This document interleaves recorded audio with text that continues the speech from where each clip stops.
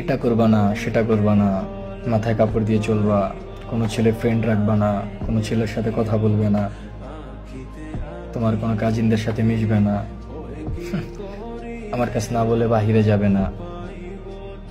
মানে পুরুষের এসব শাসনে নারী তুমি বিরক্ত হইও না। তুমি ভেবো না তুমি পরাধীন হয়ে গেছো, তুমি তোমার স্বাধীনতা হারায় ফেলছো, বন্দী হয়ে গেছো।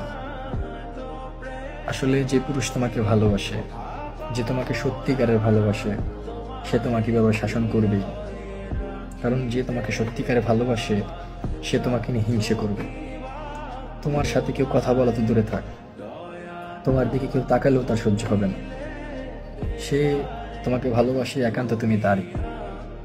সে পৃথিবীর সব কিছুর ভাগ দিতে পারবে, কিন্তু তোমার ভাগ অন্য কাউকে দিতে পারবে না।